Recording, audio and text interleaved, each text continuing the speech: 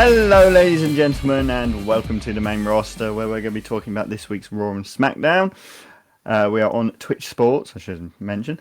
I'm Dan, and as always, I'm joined by Jeremy, and we've got squirrels all over the screen. We love the squirrels. Squirrels with a purple cap now. I've switched up the emote.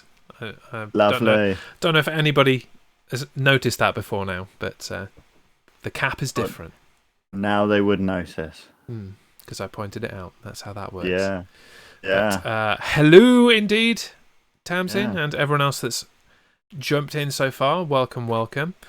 It's been a good day for me. How about you? Yeah, it's been all right. Quiet. Not really done much. Just chilling. Hang with some stuff that you sent me last week. So you got some killer stuff from me from my day job. So yes. Hope you're enjoying that. I suppose absolutely. you, as somebody who regularly gets Mondays off, you kind of lose out from the bank holiday kind of situation. Just like, oh, wait, a day off. Oh, I've already got the day off. Yeah, exactly. You might want to try and change your days off. Try and get like Tuesday, Wednesday or something. Well, I don't think it will change much considering of my business, I'm into. So Yeah. But anyway, we digress as we regularly do, not only on this podcast, but on every podcast across this channel. All of them. Digressions all over the place. Yeah. We're not the worst, to be fair. Yeah. Me and Matt on 2 Minute Warning just totally go off tangent all the time. and that's time to the clock, so that's even worse, really. But oh dear. But what are you going to do? We love the bants. Not a lot. But I have a bit of bant, so. Yes.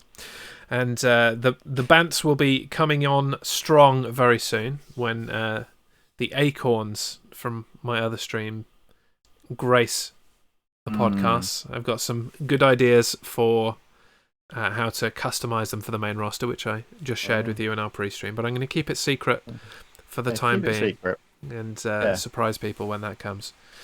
It'll be a very good surprise. I'll say that much. So, yes, and I what I will say is that I haven't said to you already. There will probably be some kind of championship belt involvement somewhere. Ooh. So stay tuned for that. Things changing here as well as in other aspects, and obviously this is the first stream I'm in front of screens instead of seeing all the stuff behind me, so that's cool. And we had a really kind of big episode of SmackDown this past Friday that can kick us off on this show. It began with the SmackDown Women's Champion, Bianca Belair. After welcoming us to the show, Belair was interrupted by SmackDown Tag Team Champions, the Dirty Dogs, who claimed that if anybody should be starting SmackDown, it should be them.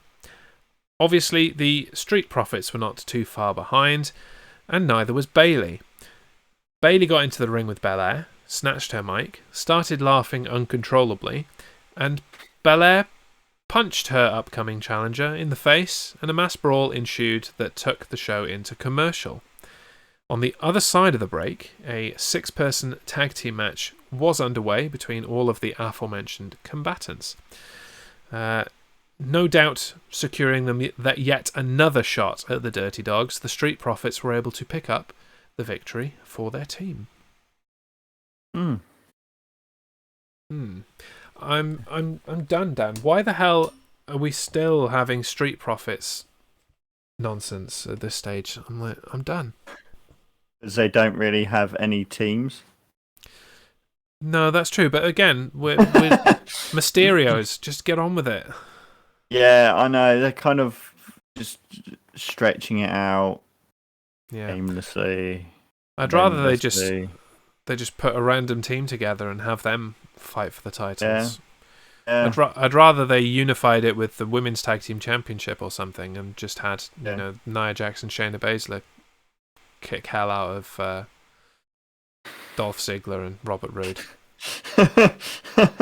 You know, of all the people I'd like to see Nia Jax put through a table, I think Dolph Ziggler's a pretty good candidate, to be honest. Yeah, that'd be a good one. Yeah. I think personally they should just unify the Raw and SmackDown Tag Team Championships together. I agree, yeah. So that there's then women's tag team champions that can go across both brands, and men's tag team champions that can go across both brands.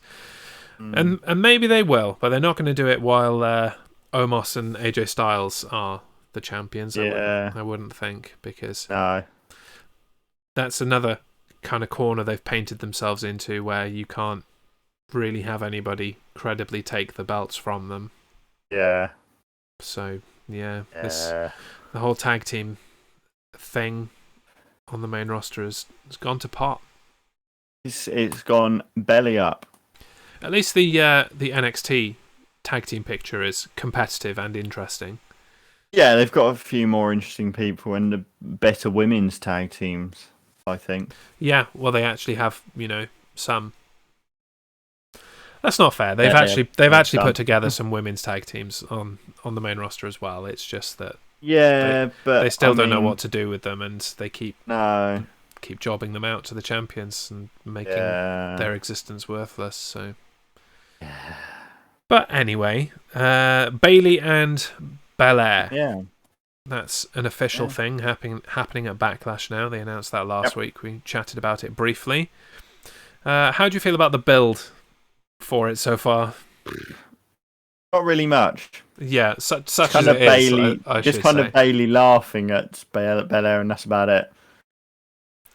Yeah, they're not filling me with confidence that it's going to be anything more than just a quick, easy victory for Belair. Yeah. What does highlight there are too many B names in the women's division on SmackDown, because I keep almost saying Banks, I keep almost saying Bayley when I'm supposed to be saying Belair, and switch that around with whoever I'm trying to talk about. Banks, Bayley, Belair. Blah blah blah. It's just so much B. Yeah. Yeah, it's a good job Shayna Baszler isn't involved in that. Yeah, I was about to say Shayna Baszler. Who else is there? Biomi. Barna. Bamina and Battaglia. Everyone's a B, man. It's weird. Bia Jax. I wish she was Bia Jax. She's already got a nickname, and it's Dia Jax. That's how I feel about her. And that seems like it might be a nice segue. Yeah. Into the Dia Jax and the Shayna Baszler section. Yeah. Okay, so backstage, Dia Jax and Shayna Baszler were interviewed about their recent losses against Battaglia and Bamina. They started to say that this was singles competition and didn't count, and that they were sick of being disrespected by the women on Raw. But before they could finish their thought, they were jumped by Natalya and Tamina and left laying while the pair made their way to the ring. Next up was a tag team match between the two teams. The match ended after Baszler tried to superplex Tamina from the top rope, but she was headbutted off and Superfly splashed to earn her team a future Women's Tag Team Championship match.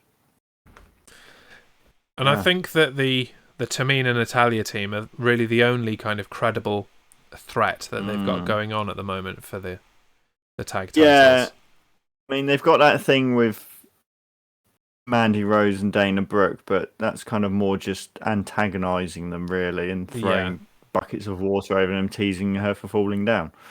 Yeah, and they didn't really do much with that. Like, spoiler alert, this week on Raw. No. They didn't really develop that, other than, pointing out that it was still happening, as they did on SmackDown in this interview. But, I guess now we're actually going to get this women's tag team title match against Natalya and Tamina. Maybe at WrestleMania Backlash a week from Sunday. Maybe, yeah. We'll find out. They'll probably announce it on SmackDown if that's the case. So we'll be talking about it next week. Yeah. When we do our predictions for Predictions. WrestleMania Backlash, our first in our new season, as it were, of predictions. Oh, I didn't even spot that. How I've managed rude. to hang it kind of off there. Yeah, how rude. I tell you what, though, when I win it back, I should be able to drape it quite nicely, like down here. Hopefully, but you have to find something to kind of fasten it on a little bit. Yeah. Maybe I'll put some, like, snaps right on the top. Yeah, that would work. And then, that's what I'll do. That would work. Yeah. So when you send me my belt back in August, send me some snaps as well, won't you? Oh, you got some lying around, I'm sure. I'm not sending you anything. You've already restoned my belt for me. That's nice of you. I'm not sending you anything. We'll see. I'm coming. Yeah. I'm coming for the belt. Yeah, of course you are. Carry on. Okay. And again, very neat segue from one championship belt to the other. Because in the first of two big championship matches on SmackDown, Big E challenged Apollo Crews for the Intercontinental Championship, which is there. There we go. There. After a competitive match had begun to break out, Big E seemed poised to win his baby back after a quick roll-up for a near fall and a sudden big ending. However, as Big E went for the pin, Commander Aziz pulled him out of the ring and threw him into the ring post. After the match, Kevin Owens came to the ring to look for a measure of revenge on Aziz, but Sami Zayn appeared out of nowhere to deliver the Helluva Kick to Owens. With everyone dealt with, Zayn took a little too long, coveting the Intercontinental Championship, and received a Nigerian nail from Cruz's gigantic henchman. Babatunde. Another B. Another B. Big E. Yep. Yeah. That's it in this slot, isn't it? Yeah, that's it. Yeah. So, they're obviously moving towards some kind of multi-man match for the Intercontinental title, aren't they? Now, so far you've got the champion, Apollo Crews, Big E, Kevin Owens, and Sami Zayn. So you could fatal four-way that up. Yeah.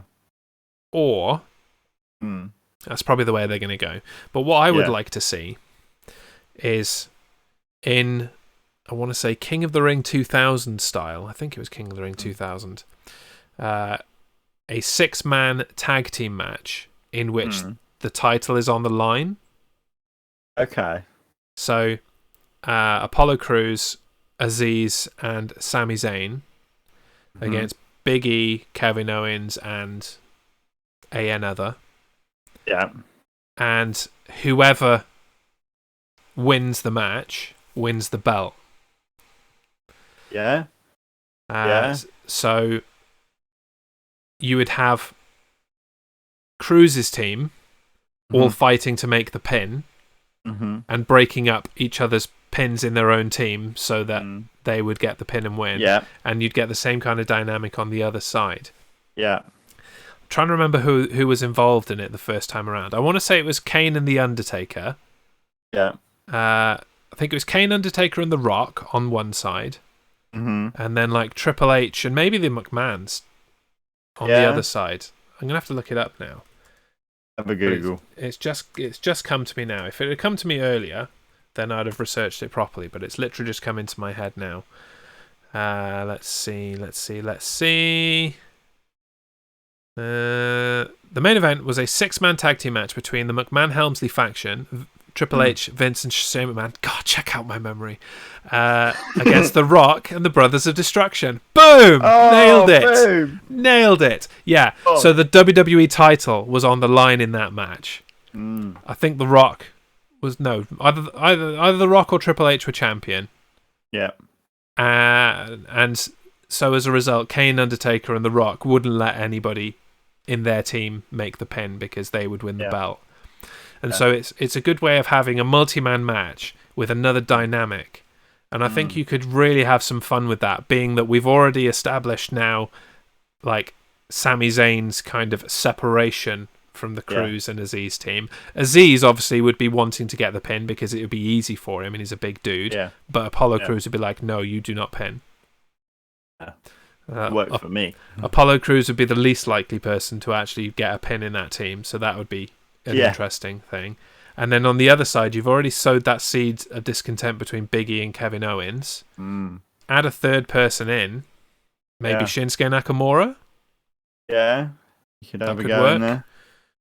You know, he's kind of going down that virtuous, defend the righteous path type thing. Yeah.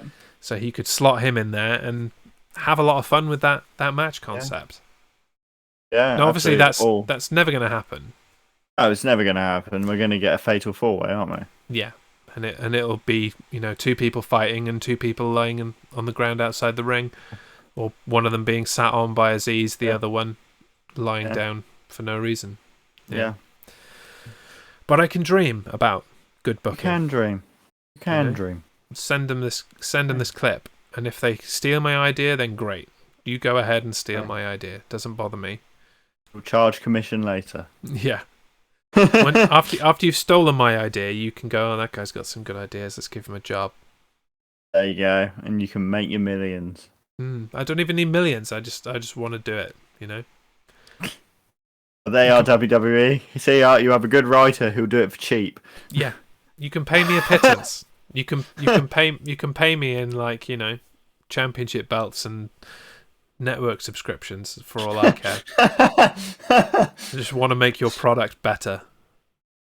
You're basically coherent writing. You'll just have so many championship belts. Yeah, I'll be like, I don't want this like fake WWE Legends logo you got on here. No, you can make me a proper one. Put the old WWF logo on it properly. This is nonsense. Oh man. Yeah. A big eagle on each shoulder. Because why not? Get two. Why not? Well, there was two versions of it, so that's true. Versions, actually, yeah. I really like the original blue strap version with the block logo. That's really nice. There was the blue strap with the block logo. Then there was the scratch WWF logo with white paint, and then there was a scratch logo WWF with gold paint. So those were the three versions. So you could just have all three. Yeah. One on each shoulder and the other one like Pete Dunne style hanging from my teeth. Or you could do it like The Fiend.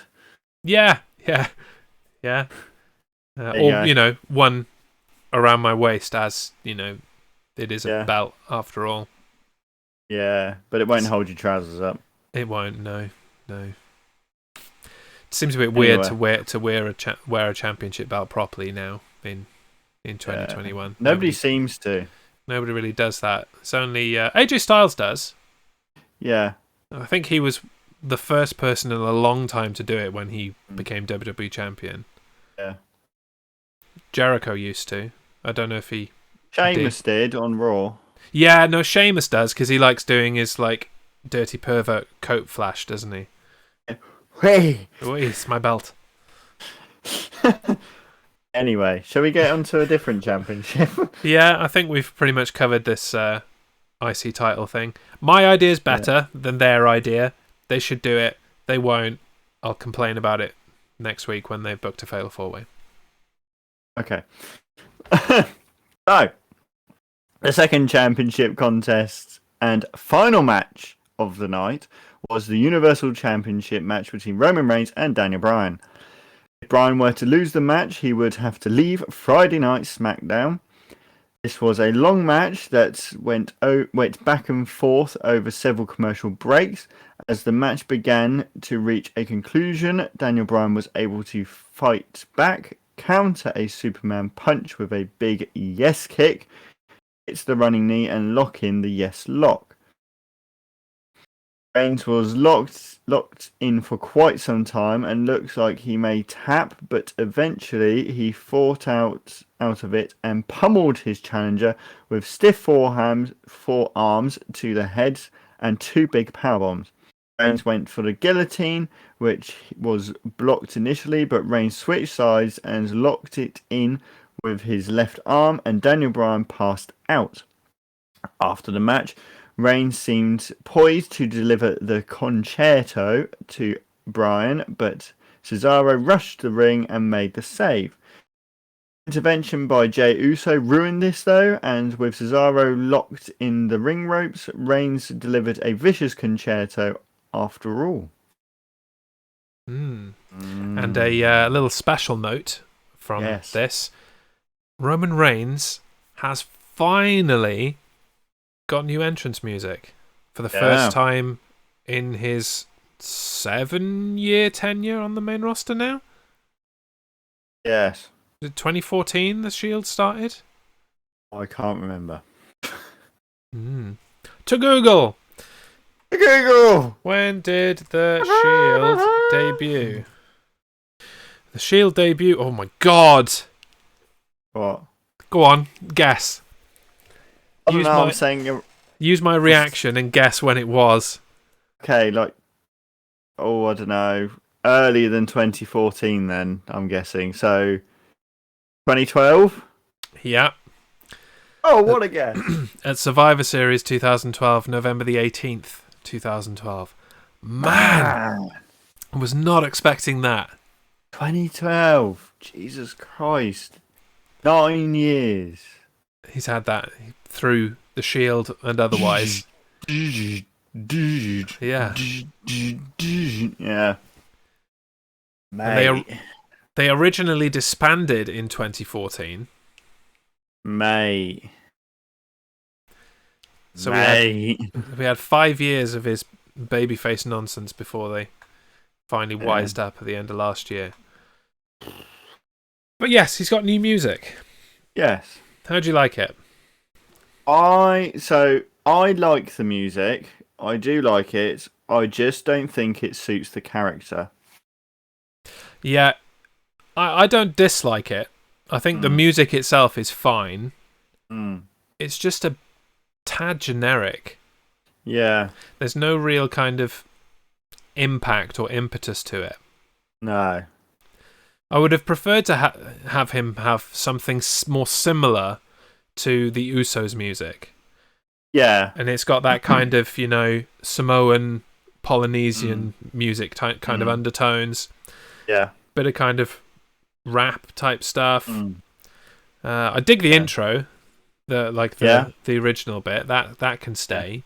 But then beyond that, I feel like we should have more kind of heavy drum beats and head of the table Samoan dynasty kind of stuff. Yeah. Rather than I can't even picture it in my head right now. And we can't play it on the stream because copyright and all that. Yeah. But I'm just glad he changed it. Yeah. It's long overdue. Long overdue.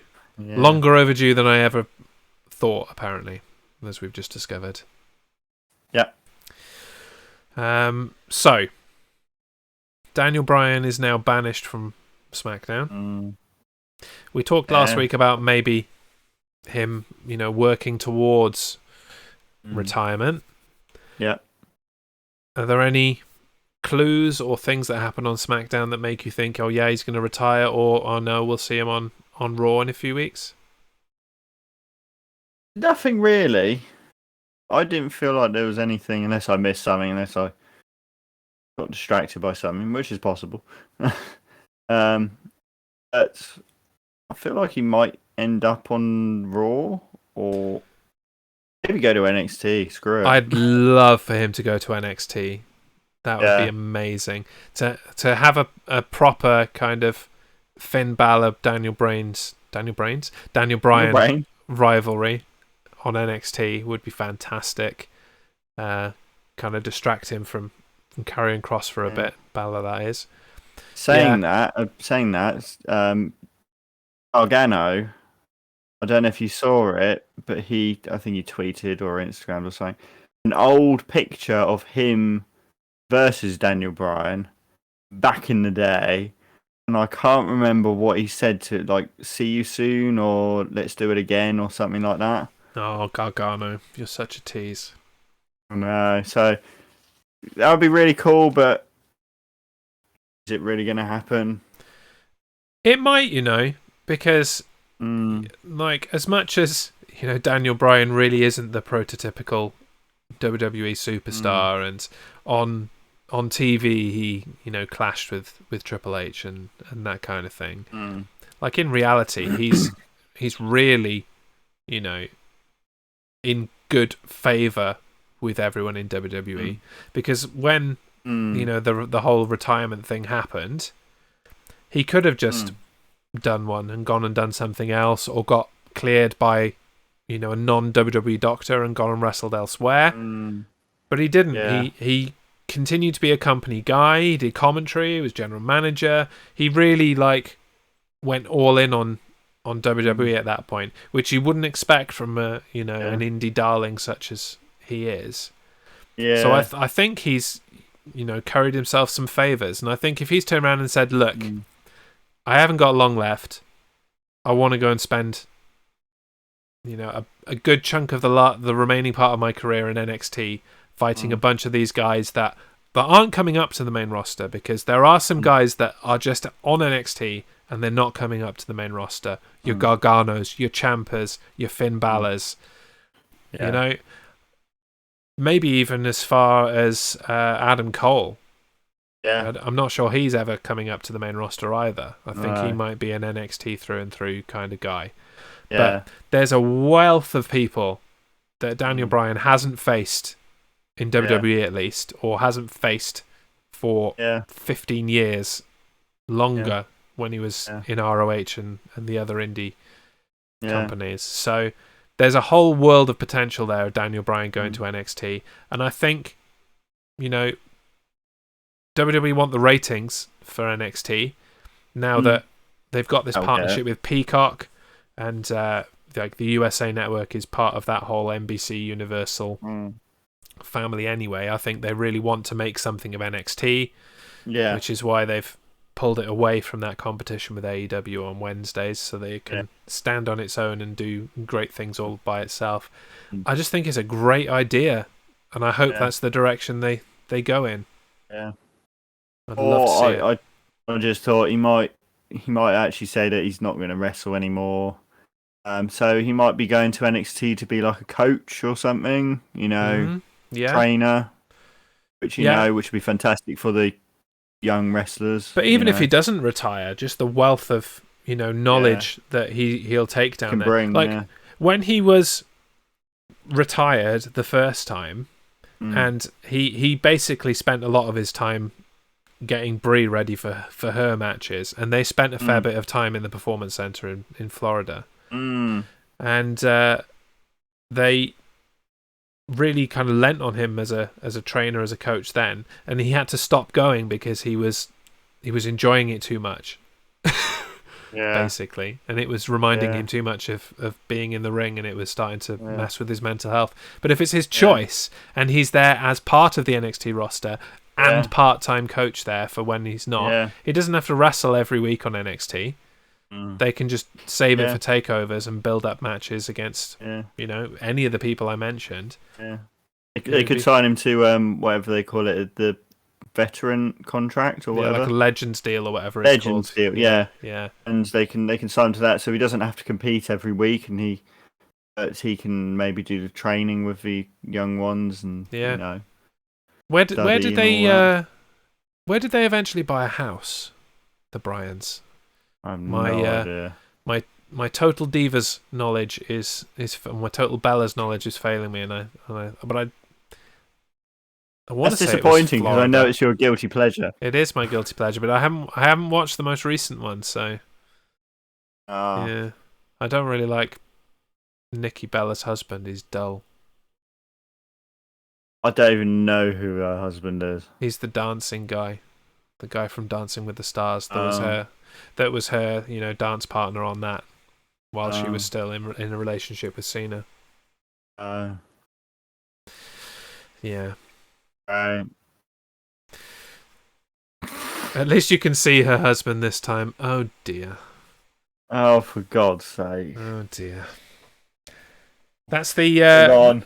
the second John Cena conversation we've had across the Primetime Streamer Network. Yeah. Before we went live, I was over in Always Be Chatting stream, and he overheard some teenagers suggest that the John in Queen might be John Cena.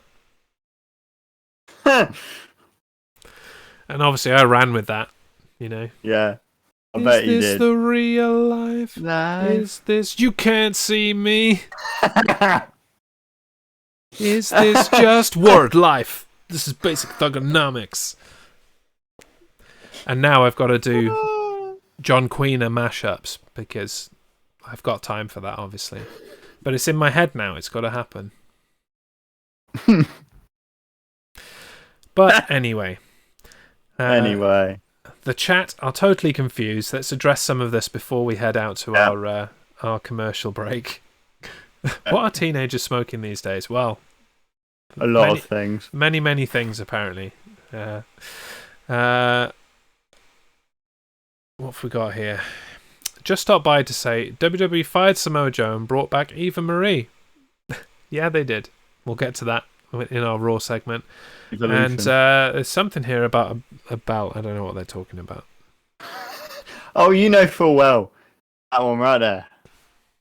The main roster World Heavyweight Championship.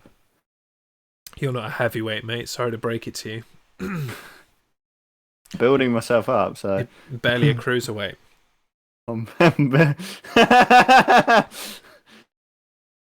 Hey. Cruiserweights can get World Heavyweight Championship. Am I a cruiserweight yet? Let me just have a little update. Well, how much do you weigh? I'm just working it out in pounds. No, I'm still a heavyweight. I'm still very much a heavyweight. Never mind.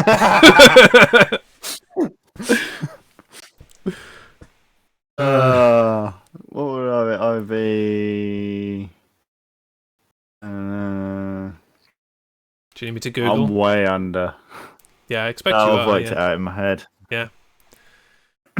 Yeah.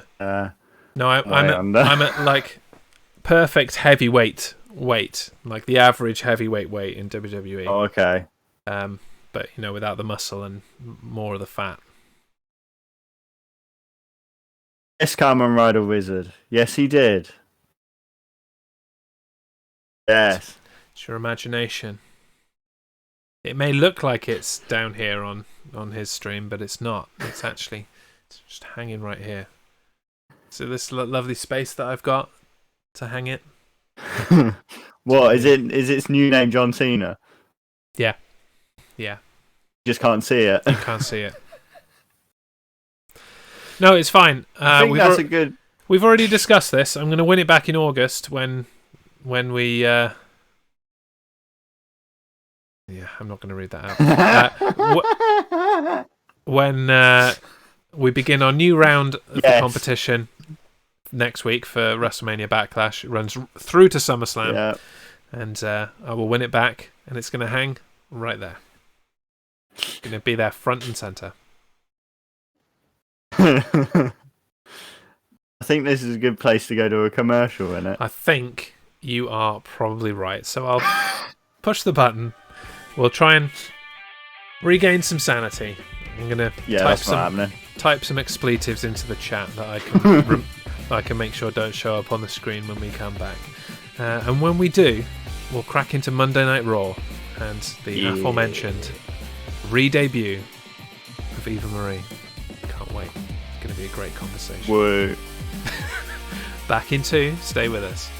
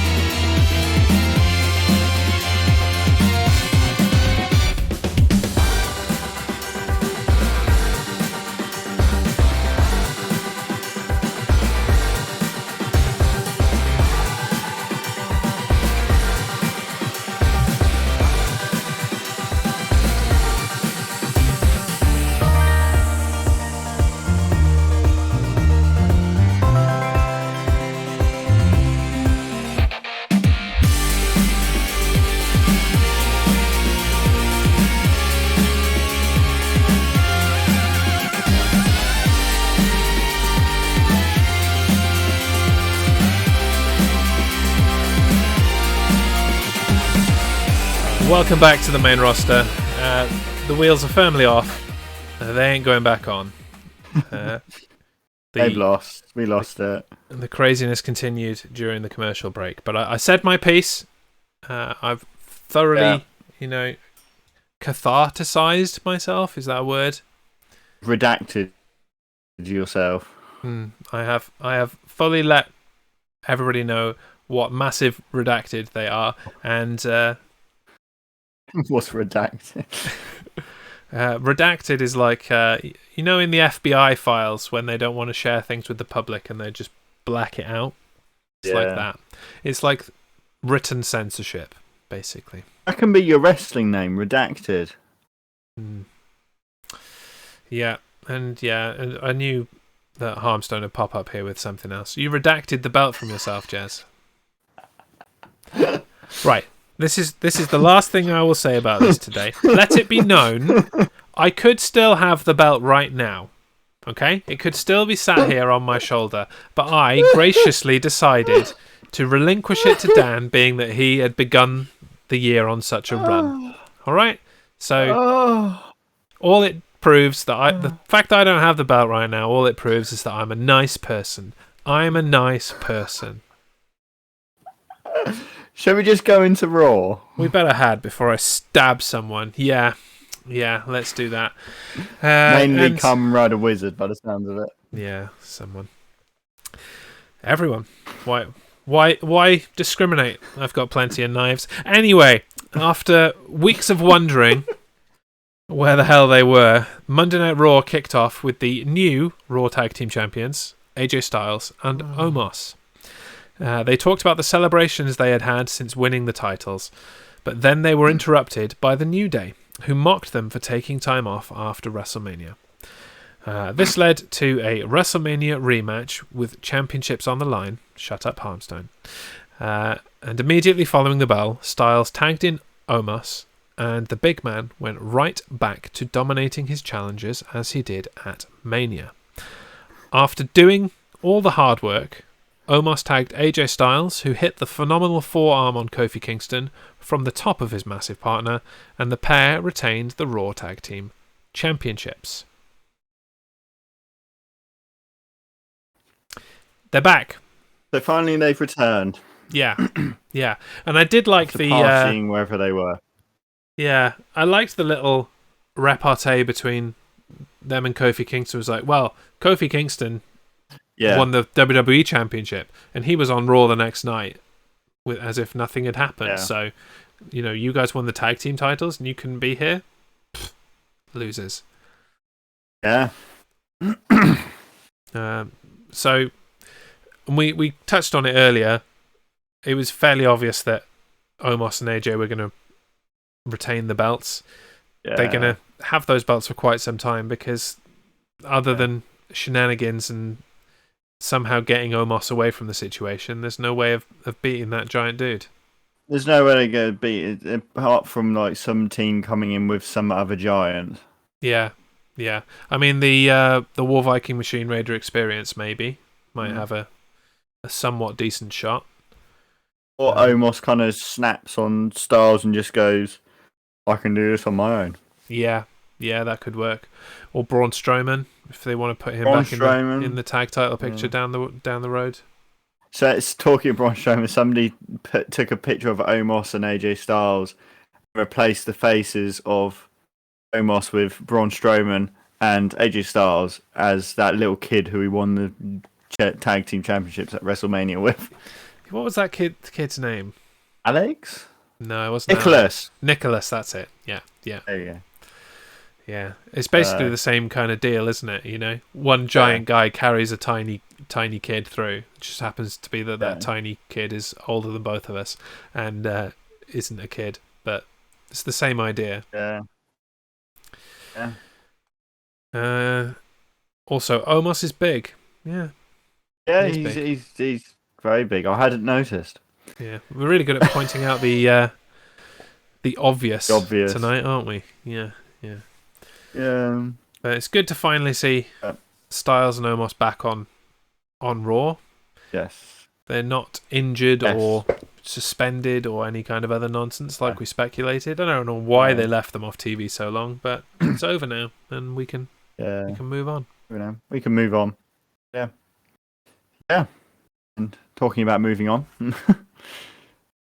in fallout from Rotten Tomato Gate last week, John Morrison took on Damien Priest. Morrison's doing something. During the match, The Miz tried to interject too many times and ultimately cost his man the match. And this is where it's starting to implode. Yeah, we're still working towards that Miz and John Morrison split, because John Morrison was like, and tell them what they did to me. Tell them all about me. Tell them about my accolades and blah, blah, blah. And Miz just kept talking about himself relentlessly. So they're working towards it. I'm looking forward to John Morrison snapping, because I think that's going to be great. They're making him as ridiculous as they possibly can, so that when he does snap and go fully serious and be like, no, you've forgotten who you're messing with. Yeah. I'm a multi-time tag team champion. I've won the Intercontinental title, and I was the ECW champion for a very long time. I basically saved that brand from the Chris Benoit nonsense. So I'm looking forward to that. Yeah. How is Jackson Riker still signed, yet they fired Samoa Joe? See, the thing with the Samoa Joe situation is, I don't think he was fired. I think he wanted to wrestle. The WWE doctors wouldn't clear him, and so he's gone, right, then release me and I'll go and see a doctor that isn't a WWE doctor, and I'll wrestle elsewhere. Yeah. He probably has a gentleman's handshake that he won't go to AEW. Yes. Or maybe Vince doesn't care. I mean, given the Jericho being on the Broken Skull Sessions things, maybe he just doesn't care about AEW. Maybe he's getting soft in his old age, and he's like, they're never going to reach the level we're at, and they're not. Let's be honest. No. AEW could go through the roof, and they still wouldn't be anywhere near WWE and the massive kind of global entity that they are, with network deals and all of the stuff that they've got. AEW will never be anything but the second place. It's not like the WCW having money comparison and the plucky WWF come up and fighting them. It's just a totally different world now. They will never actually. They might compete for ratings if they were to do that. Yeah, but they won't. They won't like compete. Like, they won't pose any threat, shall we say? No, they're not taking any business away from WWE. They might take a few viewers, but as much as you see so many people online trash talking WWE and bigging up AEW, saying this is the way it should be, they're still watching WWE. Yeah. So no, until people start voting with their feet, nothing's ever going to change. And even when people vote with their feet, things don't change a lot of the time either. AEW is still not very good, in my opinion, and I voted with my feet on that product about a year ago. I don't really care about AEW. No, it's getting better. I've dipped in and out the last couple of weeks and seen a few things, but they're still doing things like trying to convince me that QT Marshall is a wrestler, and that's never going to work, because he's not. He's just your buddy, Cody Rhodes, and he shouldn't be on TV. Get him off. He's bad. Yeah. To be honest, WWE isn't bad. 2021 WWE is decent. I mean, Lashley is champ. That's a win in my eyes. Yeah, I mean, the fact that we're doing this podcast, I wouldn't have done this podcast in 2008, 2009 when WWE was terrible. Yeah. Because we complain about things, and there are a lot of things that people could do better, and there are a lot of stories that could go better, but at least it's a watchable product now. I genuinely enjoy Raw and SmackDown, at least a little part of it every week. Maybe not the whole thing from start to finish, but there are definitely things that I enjoy. The Roman Reigns situation. Roman Reigns I'm loving. Yeah, absolutely loving everything about Roman Reigns. I'm loving pretty much all of SmackDown, apart from the tag picture. Yeah, I'd say SmackDown's better than Raw at the moment. Absolutely. Yeah. Yeah. I'm Hands down. enjoying Raw. I will say I'm enjoying Raw. Not all of it, as you said, but a few bits I'm enjoying. But SmackDown's just being better at the moment. Yeah. And we're on a tangent. Yeah. We are, but you said you enjoyed Raw. I'm not sure I enjoyed last night's Raw. No, not necessarily. There's a few bits I liked. Yeah, but as we continue on through it, there were a lot of just filler segments, and as we're building towards a pay-per-view, they're pretty much, with the exception of a few like comedy parts, they're just focusing on championship matches. They're not building anything between any undercard guys. There aren't really any kind of revengey type stories going on at the moment, so it's all just a bit tready watery. Yeah, but we'll get to it. QT isn't a wrestler. That's me being flippant, i.e. I'm saying he is terrible, and he isn't the caliber of the rest of the roster, and they're giving him more TV time than actual wrestlers on their show. That's what I'm saying.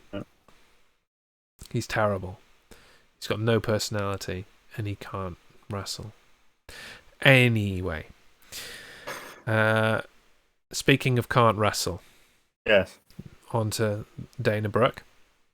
Because after Mandy Rose fell to Charlotte Flair last week, her partner Dana Brooke tried to pick up the win where her partner failed. She didn't, though, and tapped out to the figure eight rather quickly. After the match, Charlotte refused to break the submission, so Mandy Rose entered the ring and drop-kicked her before hitting the running knee to send Charlotte out of the ring.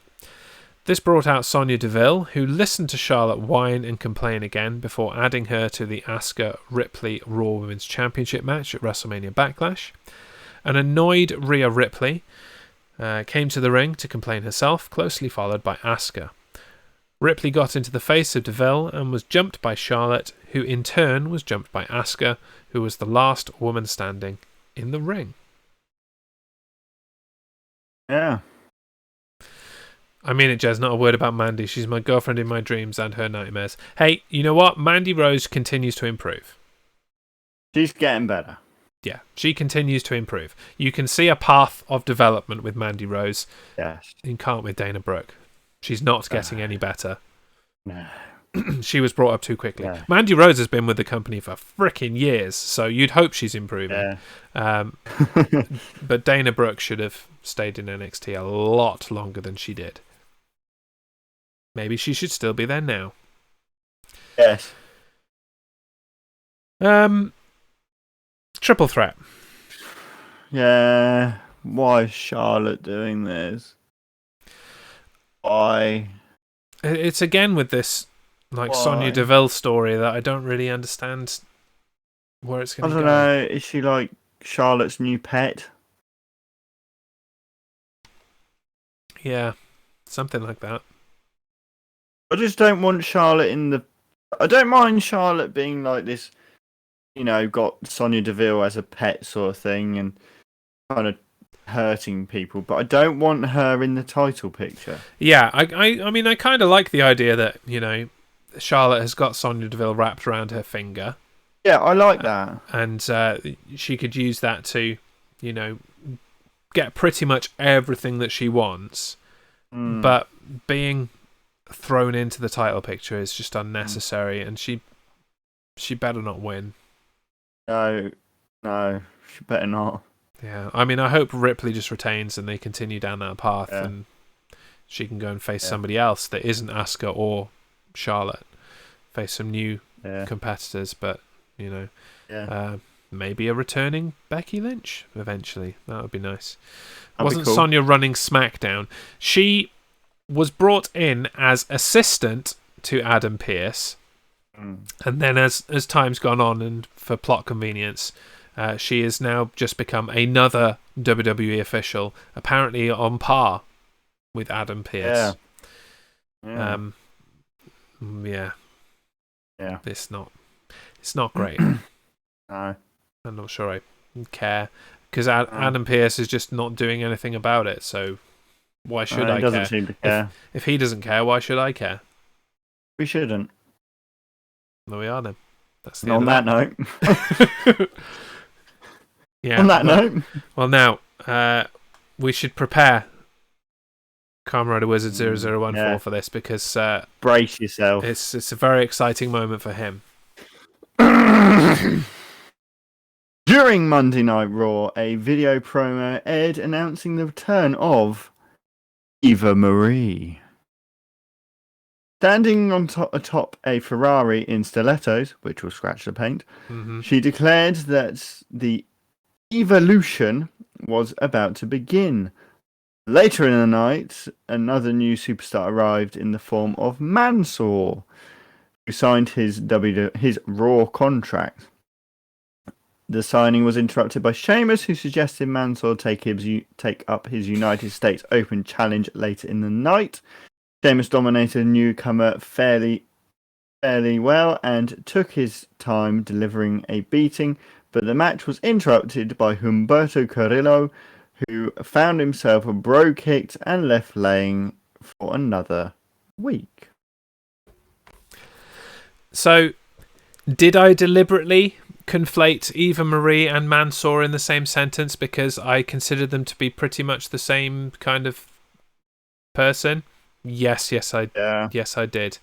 I'm more excited to see Eva Marie back than I am to see Mansoor on the main roster, I'll be honest. But, my feelings about the kind of paid... Not that's the wrong word. The brought in just to promote the company in a certain country rather than because they are any good is objectionable to me. Mansoor's only there because he's from Saudi Arabia and they want to keep the whatever he is, prince. I don't know what he is. The dude that loves to behead people and get away with it. That guy. Yeah, that one. From WWE. Yeah. So I once had a discussion, shall we say, with Drew Gulak about Mansoor on Twitter. Oh, did you? Yeah. Drew Gulak's argument was he's a good wrestler. My argument was it doesn't matter whether he's good or not. he's just a promotional piece for a country that doesn't deserve to have a wrestling show twice a year when there's no COVID. Yeah, so shut up, Drew. Or a jobber at the moment. Yeah, exactly. Yeah, look how well the company is treating you right now. Yeah. In all fairness, says Carmen, I hope she's improved. She's into her fitness stuff, and you know what? She wasn't that bad in the ring before she left. Eva Marie, this is not Mansoor. She was getting better. She just was being relentlessly trolled and bullied by the fans, and she just didn't have the mental strength to deal with it. It really upset her, and so she decided to call it a day and leave. Yeah. But I think as long as she's kind of built up that thick skin now, and she can, she's gonna be a heel. Like, there's no way that she can be a babyface. No. I say that. I mean, I suppose they did it with Lana. It's the same kind of character as Lana. Yeah. In that you bring in the drop dead gorgeous woman who is learning to wrestle, isn't particularly good at it yet, and was just trolled relentlessly. Made a few little mistakes like tripping over or whatever. They tried to make a joke of it, and that was just, pooped upon from a great height, should we say. Yeah. And so I'm glad that she's getting a second chance, and I hope that she's just got thick enough skin to deal with the trolls, because they're still going to be there. They're still going to be there. Yep. Remember when Lana was Russian? Yeah. Back in the day. Hey, remember when Kofi Kingston was Jamaican? They should have done a thing like they did with Triple H and Kofi Kingston go, Hey, didn't you have a Jamaican accent? Yeah. Hey, here's a good one. Do you remember when Apollo Crews was American?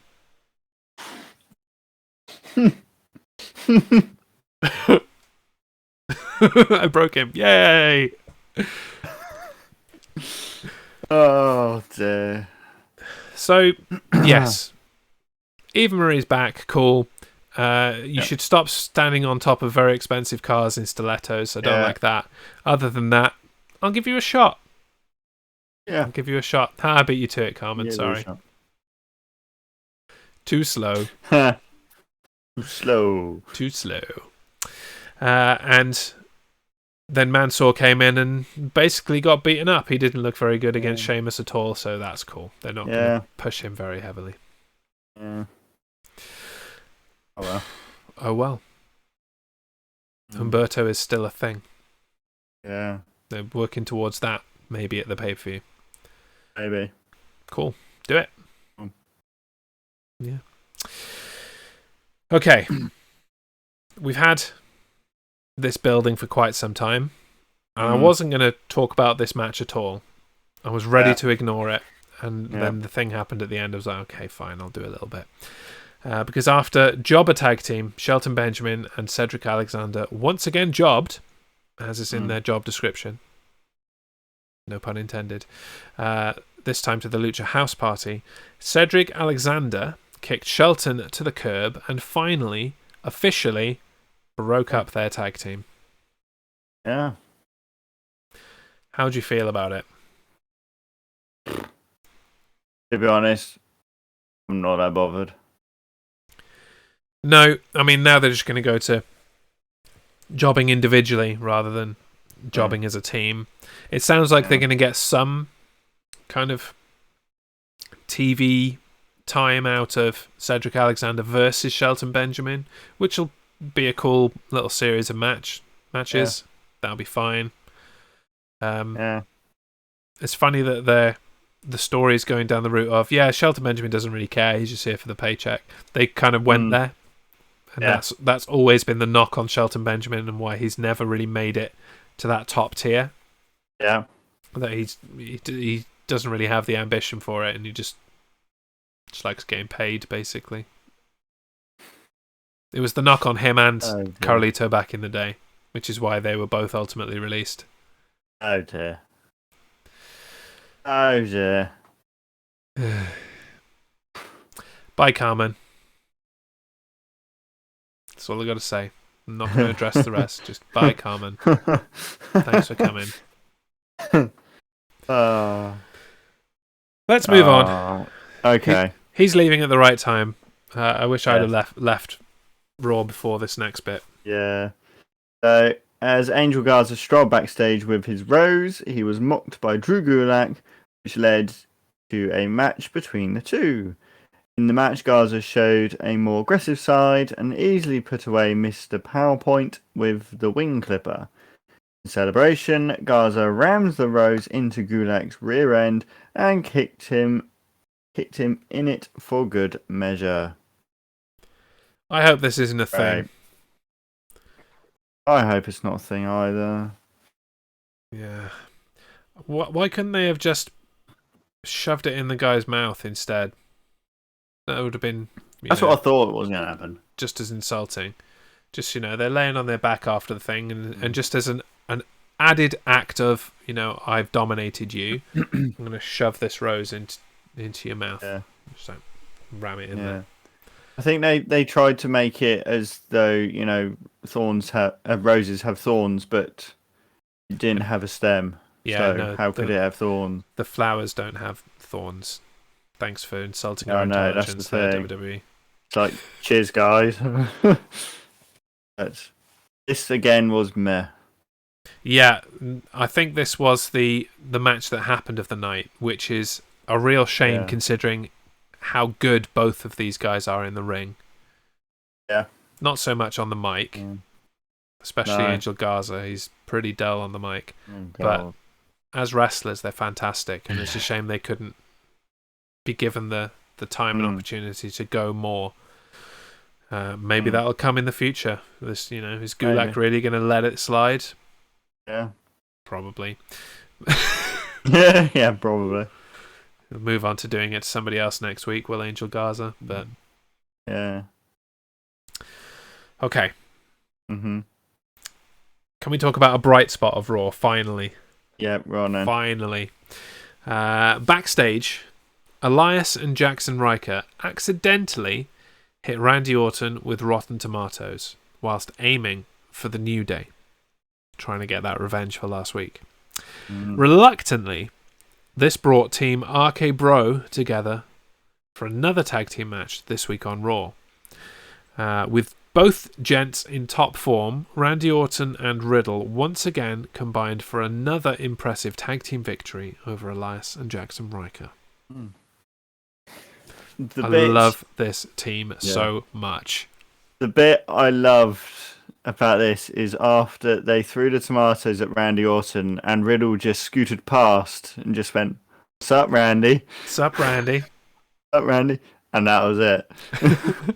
It's like that's it, done. Yeah, no, I loved the bit with them backstage as well, where Randy Orton just looked at him, and Riddle just basically totally on his own just went kind of like zipping his mouth, and then he like locked it, and just gave Randy the key. Yeah, his team has got to go far, please. It does, yeah, and you know they're stacking up decent wins now. They beat the Job team last week. They can't beat them again because they're broken up. They beat the other Job team of Elias and Riker. Yeah. Just keep stacking up wins. Yeah. I think just weeks and weeks and weeks of beating up local talent will be fine. Yeah, that'll be fine for me. And I just hope they go with it and don't quickly break this up, because I just think it's funny as hell. It's just finally hit on something fun. It's just the comedy aspect, isn't it? And it's just hilarious. So keep on doing it, WWE. Yes. You have our endorsement for Team RK Bro. Yes. We're fully behind Team RK Bro. And as soon as that t-shirt is a thing, I'm getting one. I'm getting one as well. It's happening. Yeah. Yeah. We'll do this show in like matching RK Bro t-shirts. Yes. Like the nerds that we are. Oh yeah. Anyway. Moving on.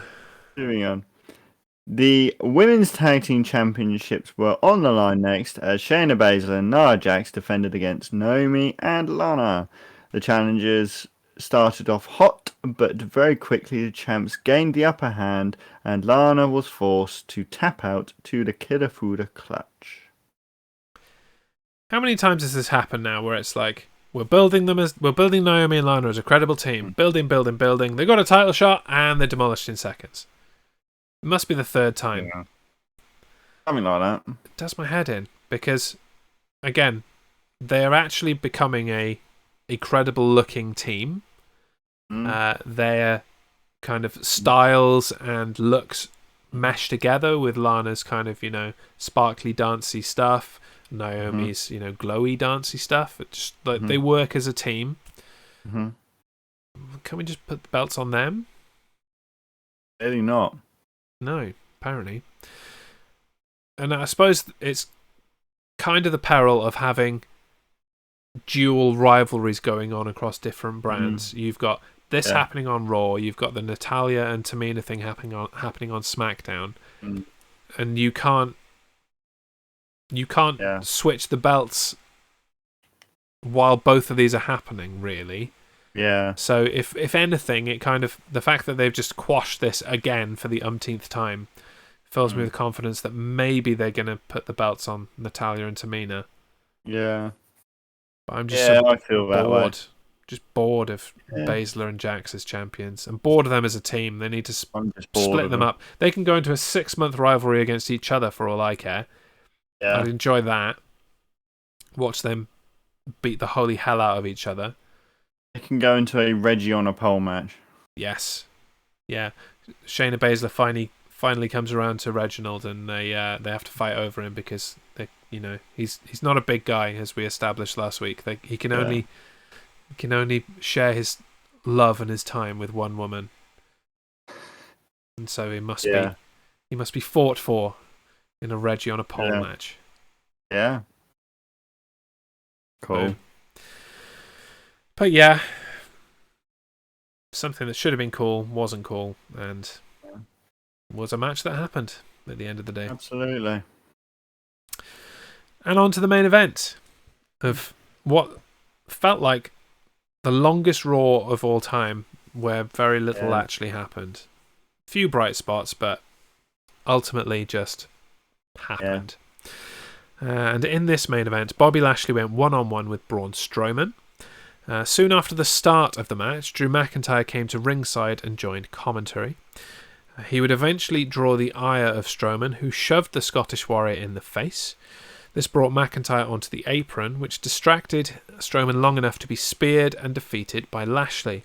With the match over, McIntyre entered the ring and claymored the WWE Champion, and was left the last man standing in the ring as Raw went off the air. Yeah.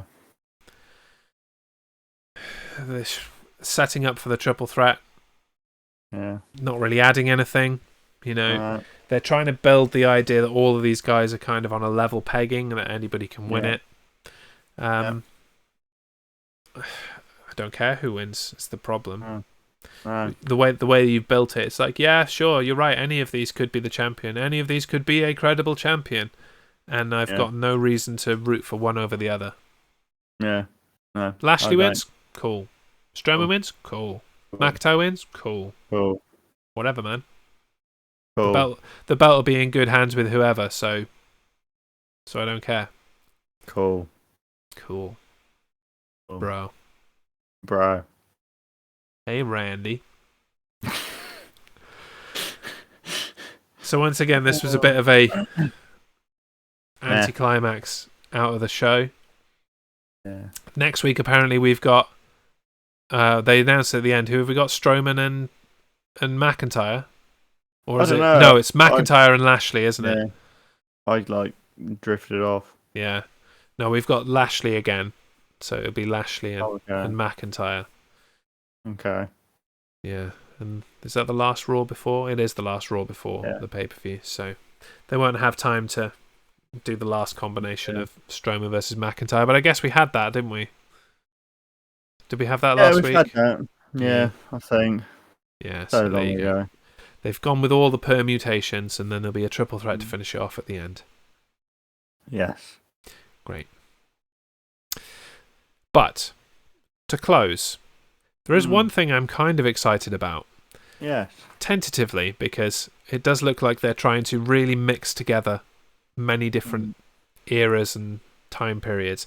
But advertised for this week on SmackDown is the throwback edition of SmackDown. And they used the old logo, the original SmackDown logo. Yeah. And I've got my fingers crossed. Hope you get the job, you Freddy. I've got my fingers crossed. I've got my fingers crossed that they bring back the oval set for 1 week. Yeah, or just, or the fist. Any of the previous sets that actually looks good. That were actually sets rather than just all the screens, all the time screens. Yeah. Yeah. Hopefully. That'd be cool. But the only thing that gives me concern is they're throwing in the kind of 80s vibes with it, and SmackDown was never an 80s thing. So, and actually, the Fox network was never an 80s thing either. So, both firmly very 90s. And so I hope they go all in on the SmackDown history part of it. And do the oval set and bring back all of the old graphics and the old music from SmackDown.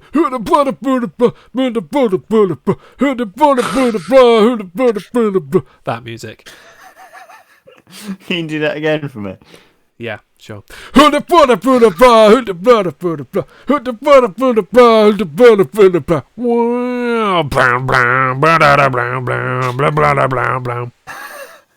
Happy? Okay, thank you. Yep. I need a drink now. You talk for a bit. Well, I've seen a few because of this. I've seen a few things on Facebook where they've changed the championships of the champions into like the championships of the time. So like Roman Reigns had the world heavyweight, and then there was the Intercontinental. There was all the old sort of old style one. Reigns needs the big eagle, not the world heavyweight. Yeah, well, the thing is, they had because they did it for Raw as well. Oh. So Lashley had the big eagle. There have been a few versions, but he had the WWE Championship, shall we say? Yeah. But was it the big eagle belt that he had, or did they use the undisputed or the winged eagle or what? There's been different versions. They've even had the spinner sort of thing for some reason. No. Yeah, no. No, we don't need the spinner, especially now that John Cena's busy touring with Queen. What even worse was they gave Rhea Ripley the Divas Championship. The picture. And Bianca Belair the Old Women's Championship. Yeah. So they kind of had to, but yeah, it doesn't suit Rhea Ripley at all. No. giant pink butterfly, like juxtaposed with her like massively goth, spiky black stuff. Like, no, that probably doesn't work. So yeah, cautiously optimistic for an interesting bit of throwback SmackDown, but I also reserve the right to be annoyed when there isn't the oval stage and they focus on the 80s too much and don't use the SmackDown music and all that kind of stuff. They'll probably literally just have the same set as they always do at the moment and just have the 80s or whatever the beginning music was, your one you just did for us, and that'll be it. Yeah. That would be disappointing. And I hope they change the ring skirts as well, and just they might do that as well. Just make it look like SmackDown looked in the late 90s, early 2000s. Just with loads of screens. Yeah, just with the Thunderdome stuff instead. Yeah. Yeah. We Bring know back Jerry the King Lawler for a week. And then you've got the original SmackDown commentary team of Michael Cole and Jerry the King Lawler. Yeah. It's all good. Do that. Good. Yeah. And then do the same with Raw, but do the girder-based stuff. Oh, yeah. Rather than keep... They did Retro Raw a few times, but it was the big raw text that you walked through to get through that area was dull. I want Raw is War era if we're going to do throwbacks properly. Where they get the through the warehouse shot. That's the one, yeah. Cool. That song. Yeah, that one. Right. There we go. Lovely. That's the end of our show for the week. I do feel like we pretty much entertained ourselves with digressions rather than what happened on the actual television shows. Aside from the Daniel Bryan Reigns match on SmackDown, that was cool, and what was cool on Raw, the Randy Orton and Riddle bit. That's about it, really. Other than that, it's been a forgettable week of WWE television. Yep. Joyful. Well, hopefully that will change as we go into next week. We'll be back at our usual time, and we'll be predicting the WrestleMania Backlash pay-per-view, which will take place 1 week from this Sunday. And we'll see you then, hopefully. Thank you to everyone that's come. If you're listening later on podcast form or watching later on YouTube, you can join us live at twitch.tv/thejezshow every Tuesday night at 8:30 UK time, and we'll be here chatting nonsense about wrestling. Until next time, I have been Jez. And I've been Dan. And this has been the main roster. Thanks for coming. Bye. Who the blood, who the blood, who the blood, who the blood, who the blood, who the blood, who the blood.